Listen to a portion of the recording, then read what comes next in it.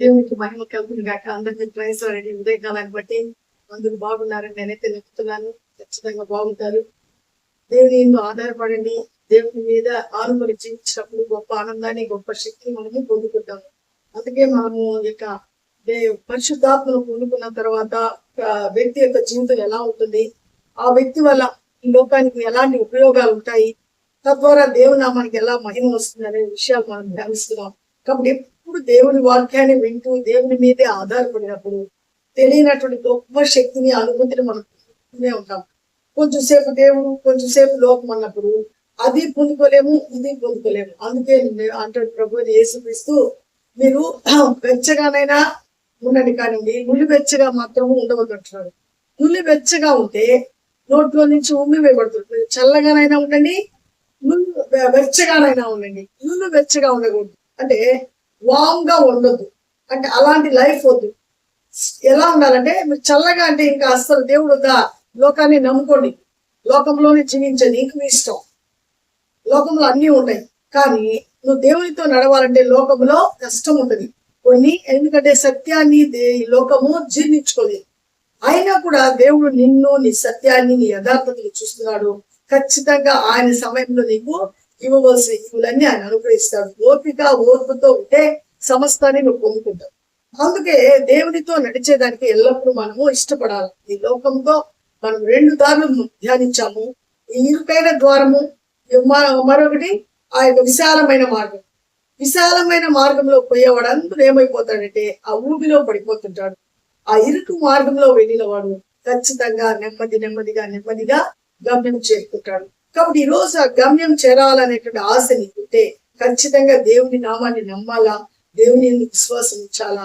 ప్రభు అయిన యేసుక్రీస్తు ద్వారా మనకు కలిగిన రక్షణ ఆనందాన్ని మనము అనుదినము అనుభవిస్తూ ఆయనకు మహిమార్గకరంగా జీవించాలి.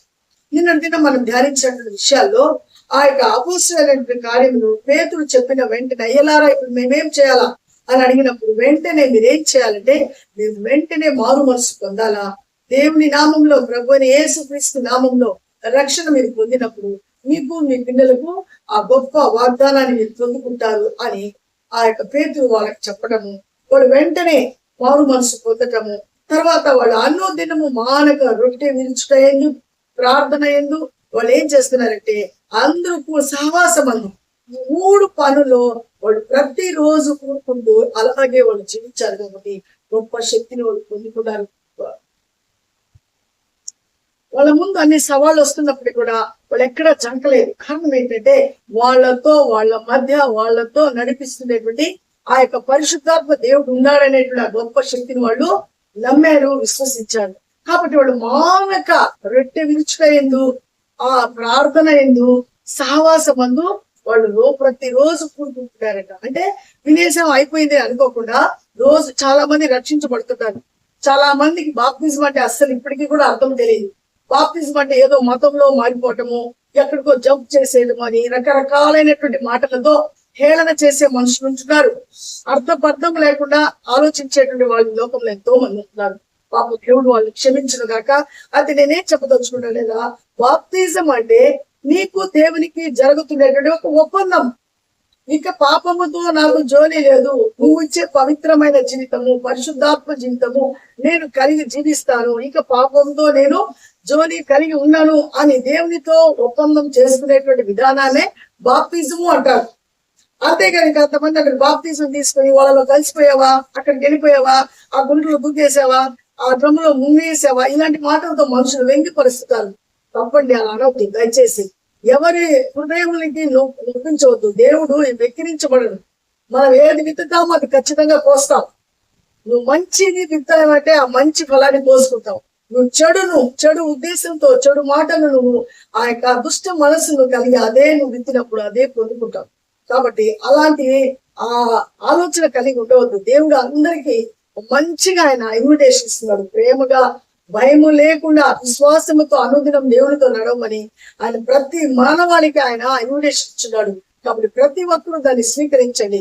అంతేగాని అది మీరు వ్యక్తిగతం, ఇది చెప్పగలుగుతున్నామే కానీ అది మిమ్మల్ని మార్చగలిగిన వాడు దేవుడు. మీ హృదయాలు రూపాంతరం చెందితే దేవునికి ఇష్టంగా మీరు ప్రతిదే దేవుడు ఆ కృప మీ అందరికి ఇచ్చును గాక. ఆమేన్. చూడండి, ఇక్కడ ప్రతిరోజు మానక ఖచ్చితంగా వాళ్ళు దేవునితో నడుస్తూ ఉంటున్నారు. ఇలా నడిచే సందర్భంలో పేతురు యోహాను అపోస్తలుల కార్యం 3వ అధ్యాయంలో పేతురు యోహానులు ఇద్దరు ప్రతిరోజు వాళ్ళ వాడుక చొప్పున అక్కడ యెరూషలేములో శృంగారము అనే ఒక దేవాలయం ఉంటుంది. ప్రతిరోజు 3 గంటల టైంలో ప్రార్థనకు వాళ్ళు వెళుతూ ఉంటారు. ఆ ప్రార్థనకు వెళ్లే సమయంలో అక్కడ భిక్షాటం చేసేవాడు ఒకడు ఉంటాడు. వాడిని ఎవరు నడిచేదానికి వాడికి కాడు లేదు. కాబట్టి ఎవరో ఒకరు తీసుకొని వచ్చి ఆ దేవాలయం ముందు కూర్చోబెడతారు. అప్పుడు ఆ దేవాలయంలోకి పోయే వాళ్ళందరూ వాడి యొక్క గిన్నెలో ఏం చేస్తున్నారంటే నాణ్యాలు వేస్తూ ఉంటారు. అలా వాళ్ళు భిక్షాటం ఆడుకున్న తర్వాత వాళ్ళందరూ వెళ్ళిన తర్వాత వాళ్ళు ఎవరు తీసుకొచ్చారో వాళ్ళు మరలా అతను తీసుకువెళ్ళేటువంటి అలవాటు ఉంది. ఇదే అలవాటు ప్రకారము అతను అక్కడ కూర్చొని ఉన్నాడు. ఆ కూర్చున్న సమయంలో పేతురు యోహాను ఇద్దరు ఆ దేవాలయపు మెట్లు ఎక్కి పోతూ ఉన్నారు. వెళ్ళేటప్పుడు వాడు ఏం చేస్తున్నాడంటే ఆ గిన్నెని కలిపెట్టి డబ్బులు అడుగుతున్నాడు. అప్పుడు పేతురు అంటాడు, అయ్యా మొన్న మా సాయి తేరి చూడు అంటాడు. తేరి చూస్తే ఇదిగో నువ్వు మా దగ్గర ఆశపడినట్లు వెండి నాణ్యాలు లేవు, బంగారు నాణ్యాలు మా దగ్గర లేవు. మా దగ్గర ఒకటి మాత్రం ఉంది, మాకు కలిగింది నీకు ఇస్తాం. ఏంటంటే నజరైన యేసు నామములో నువ్వు లేచి నిలవబడు అనేటువంటి మాట అంటాడు. అప్పుడు వాడు వెంటనే లేచి నిలబడతాడు. వాడి యొక్క పాదాల్లో ఉండేటువంటి ఆ బలహీనతలన్నీ తొలగిపోయి ఆ చిన్న మండలం అంతా గట్టిపడి స్టాండ్ గా నిలబడిపోతాడు. అప్పుడు నడిచి వాడు వాళ్ళతో పాటు ఆ దేవాలయంలోనికి వెళుతాడు. అందుకే వాళ్ళందరూ ఆ యొక్క సన్నివేశాన్ని చూసి చాలా విస్మయం పొందుతారు. చూడండి, ఈరోజు చిన్న ఫ్రాక్చర్ జరిగితే లక్షలు ఖర్చు పెట్టాలి. ఒకవేళ లక్షలు ఖర్చు పెట్టినా అది మామూలుగా అంటే పూర్వం ఉన్నట్లు రాదు. ఎక్కడో ఒక దగ్గర లోపం ఉంది అని కనిపిస్తుంది. తర్వాత ఆ కొన్నిసార్లు ఎంత డబ్బు ఖర్చు పెట్టా అది బాగు కానటువంటి పరిస్థితి. కానీ ఇక్కడ రూపాయి కూడా ఖర్చు పెట్టలేదు, ఏ హాస్పిటల్కి వెళ్ళలేదు. ఖచ్చితంగా వాళ్ళు అంటున్నారు, నువ్వు అడిగినట్టు నువ్వు ఆశించినట్లు మా దగ్గర అవైతే లేవు, కానీ మా దగ్గర ఏముందంటే యేసు నామం ఉంది, మాకు కలిగింది నీకు ఉచితంగా ఇస్తాం, మేము ఉచితంగా పొందుతున్నాము, నీకు కూడా ఉచితంగా ఇస్తామంటున్నారు. కాబట్టి వాళ్ళ ఇచ్చిన వెంటనే వాడు లోపలికి వెళ్ళిపోయాడు. అంటే వాళ్ళందరూ ఆ యొక్క సన్నివేశం చూసి గొప్ప ఆనందంతో గంతులు వేస్తున్నారు, ఎంతో విభ్రాంతి పొందుతున్నారు, దేవుని కార్యాలు చూసి భయపడుతున్నారు, దేవునికి లోబడుతున్నారు. కాబట్టి దేవుని కార్యములు చాలా చాలా సూపర్ గా ఉంటాయి. అది ఎట్లయితే అనుభవించినప్పుడు, వాటి మీద ధ్యాస వచ్చినప్పుడు ఖచ్చితంగా మన జీవితంలో అవన్నీ జరుగుతూనే ఉంటాయి. ఇదేదో ఎక్కడో జరిగింది అనుకోబాకండి. నువ్వు నమ్మితే దేవుని మహిమను చూస్తావు, నువ్వు నమ్మకపోతే దేవుని మహిమ ఎప్పటికీ అర్థం కాదు. నువ్వు నమ్మితే, అందుకు అంటారు కదా, బాగా నిద్రపోయేవాడిని ఒక్క కేకేస్తే వేసి కూర్చుంటాడు. అదే అసలు నిద్రపోకుండా నటిస్తా పడుకుండేవాడికి నువ్వు ఎన్ని కేకలు పెట్టినా వాడు వింటానే ఉంటాడు. వాడు కళ్ళు గట్టిగా మూసుకుని తెరవడు, ఎందుకంటే నటిస్తున్నాడు. కాబట్టి ఈ రోజు నటిస్తున్నావా లేకపోతే మంచి గాఢ నిద్రలో ఉంటున్నావా అనేది నువ్వు ఆలోచించు. అప్పుడే నువ్వు ఖచ్చితంగా దేవుని మీద ఆధారపడ్డ ప్రారంభం లేనటువంటి విశ్వాసంతో, పరిపూర్ణమైన విశ్వాసంతో ఆ కుంటివాడు నడిచాడు.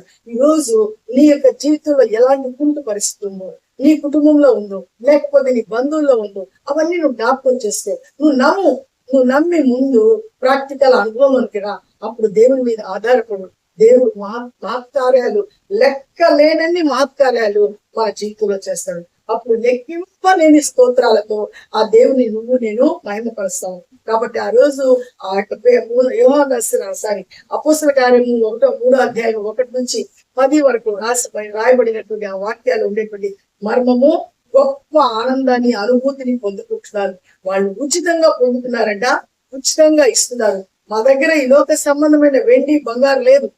మా దగ్గర అంటే ఒకవేళ వెండి బంగారం ఇస్తే నీకు మళ్ళా ఖర్చు అయిపోద్ది. ఇప్పుడు నీకు శాశ్వతమైన కాళ్ళు, నువ్వు ఇంకా ఎవ్వరి మీద ఆధారపడకుండా నువ్వు కష్టపడి పనిచేయటకు, నువ్వు గొప్ప ఆనందాన్ని పొందుకునేటువంటి కాళ్ళే నీకు మేము ఆ దేవుని నామంలో ఇప్పిస్తాం, నువ్వు పొందుకో అంటున్నారు. కాబట్టి అది అవసరం మనిషికి.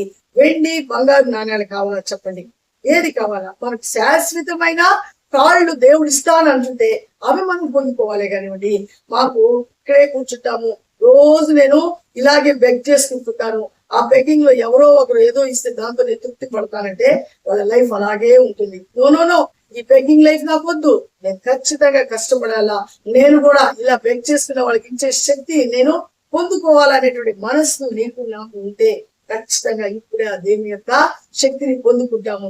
నమ్మితే దేవుని మహిమను చూస్తాము. కాబట్టి పేతురు, యోహాను ఎంతో ధైర్యంగా దేవుని కొరకు వాడబడుతున్నారు. ఈ రోజు మన పరిస్థితి ఎలా ఉంది? మనం దేవుని కొరకు వాడబడుతున్నామా? దేవుని కొరకు ఏమని దేవుని దగ్గరే పొందుకుంటున్నాం. దేవునికి మనం ఏం చేస్తున్నాం? పేతురు ఏం చేస్తున్నాడు? పొందుకున్నాడు. ఆ పొందుకునింది అనేకులకు ఇస్తున్నాడు. కాబట్టి ఈ రోజు మనం దేవుని దగ్గర ఏదైతే పొందుకున్నామో ఆ శక్తిని, ఆ కృపను అనేకులకు పంచిపెట్టేటువంటి ఆ గొప్ప శక్తిని మనం ఇచ్చే మనసును కలిగి వాటి కొరకు మనము పరుగులెత్తే వరంగా ఉందాము. ఆయన బట్టి మనము ధైర్యం తెచ్చుకొని ఆయన ఎందు ఆనందిస్తూ ఈ ఆనందాన్ని అందరికీ పంచిపెడదాము. దేవుని కృప నీకు, మీ కుటుంబాలకు ఖచ్చితంగా దేవుడు అనుగ్రహించి ఆశీర్వదించు. ప్రార్థన చేద్దాం. మహాగణుడ, జీవం కలిగిన దేవ, జీవాధిపతి నీ స్తోత్రం నాయన. ఈ మహాకృపలో ఈ ఉదయకాలం నా తండ్రి మరి ఒక్కసారి నాయన ప్రభా పేతురు ద్వారా మీరు చేస్తూ వస్తున్నటువంటి అద్భుతాలు, ఆశ్చర్యకార్యాలు మాకు తెలియచేస్తున్నందుకు వందనాలు, స్తోత్రాలు. ఇదిగో చేపలు పట్టుకొని వెళ్ళిపోయాడు. ఇంకా వద్దు ఈ యొక్క లైఫ్, ఇదిగో ఆయనే చెరసాలకు తీసుకెళ్లారు, ఆయన చంపారు, ఆయన పాతి పెట్టారు. ఇంకా నేను వెళ్ళిన ఆయన పాత రోత జీవితమైనటువంటి ఆ చేపలు పట్టుకునేటువంటి పనికి వెళ్ళిపోతానన్నప్పటికీ కూడా మీరు విడిచిపెట్టలేదు. జాలి చూపించారు, ప్రేమ చూపించారు, మరలా దగ్గరికి తీసుకున్నారు, మరలా పనిని అప్పగించారు, మరలా ఇదిగో పని చేయి, ఇదిగో నాకు సాక్షిగా ఉండమని ఆజ్ఞ ఇచ్చారు. ఇదిగో ఆ యొక్క ఆజ్ఞను పొందుకోవాలంటే ఆ ఆజ్ఞ యొక్క ఆ యొక్క వాగ్దానం జీవితంలో నెరవేర్చబడాలంటే కనిపెట్టుకొని ప్రార్థించమని చెప్పారు. ఆ మాట ప్రకారం చెప్పింది చెప్పినట్టు చేశారు. కాబట్టి ఈ దినం ధైర్యంగా నీ కొరకు వాడబడుతున్నాడు ప్రభా. అంటే కృప మేమందరం పొందుకున్నట్టు ఆయన ఆ యొక్క కార్యములు మా జీవితంలో జరుగుతూ కూడా కృపను చూపించండి. మేము కూడా పేతురులాగా వినయము, విధేయత కలిగి లోబడి విధేయులమైన ఆయన ఎక్కువగా నా తండ్రి నీ మీదే ఆధారపడి మేము నా తండ్రి కనిపెట్టుకుని ప్రార్థించేటువంటి అనుభవంలో నీకు మహిమార్థకరంగా ఈ లోకంలో చాలా మంది ప్రార్థన చేస్తున్నారు, పోటీ పడుతుంటారు. ఎందుకు పోటీ పడుతున్నారో వాళ్ళకే అర్థం కావట్లేదు ప్రభా. అవునయ్యా, అలాంటి పోటీ మాకొద్దు ప్రభా. ఖచ్చితంగా నీ కొరకు జీవించే జీవితము, నీకు ఇష్టమైన జీవితము, నీకు మహిమ తెచ్చే జీవితాన్ని మేము కలిగి నీకు సాక్షులుగా ఉండడం కృపను మాకు అనుగ్రహించి మమ్మల్ని బలపరచమని ఇదిగో వీడియో చూస్తున్నటువంటి ప్రతి బిడ్డను, ప్రతి కుటుంబాన్ని దర్శించండి. ప్రతి ఒక్కరి అవసరం తీర్చండి. అవునయ్యా, ఎవరి కుటుంబంలో ఏ విధమైన లోపం ఉందో, ఏ కుటుంబంలో ఏ బాధ ఉందో, ఏ ఇబ్బంది ఉందో అది మీకు బాగా తెలుసుకోవా. ఎవరైతే నిజముగా మొరపెడుతున్నారో వారందరికీ నా తండ్రి మీ కృపనిచ్చి బలపరిచి ఆశీర్వదించమని మరలా మీ చిత్తమైతే నాయన మేము కలుసుకునే పర్యంతరం మీ కృపాక్షేమములు మా అందరికీ తోడుగా ఉంచమని యేసయ్య పరిశుద్ధ నామములో అడిగి ప్రతి మాలు వేడుకుంటున్నాను పరమ తండ్రి. ఆమేన్. అందరికీ ప్రైజ్ లాడండి. దేవుని యొక్క కృప మనకు తోడే ఉండగాక. ఆ దినం నాయన ఆ యొక్క పేతురు, యోహాను చేసినటువంటి ప్రార్థన వల్ల వాళ్ళకు కలిగినటువంటి ఆ యొక్క విశ్వాసం ద్వారా ఆ యొక్క భిక్షాటం ఆడేవాడు, ఆ కాళ్ళు లేనివాడు ఎలా కాళ్ళు పొందుతున్నాడో అలాంటి విశ్వాసంలో మనం వెదిగి అనేకులు దేవుని వైపు నడిపిద్దాము. అట్టి కృప దేవుడు మనకి ఇచ్చిన దాక. ఆమేన్. షేర్ చేయండి, లైక్ చేయండి, సబ్స్క్రైబ్ చేయండి. మన ఛానల్ అనేకుల్ని తెలియజేసి దేవుని రాజ్యం కట్టుకు పురిగొల్పబడదాము. అందరము దేవుని కొరకు మనము అనుదినము దినదినము దేవుని చెందుతూ లోకం వైపు చూడకుండా లోకము లోక ఆశను గద్దించిపోను. దేవుని మాట, దేవుని యొక్క చిత్తాన్ని ఎవరైతే నెరవేరుస్తాడో వాడు నిరంతరము జీవించని లేఖనం చెప్తుంది. అలాంటి కృప దేవుడు మనకు అనుగ్రహించింది. ఆమేన్. షలోమ్.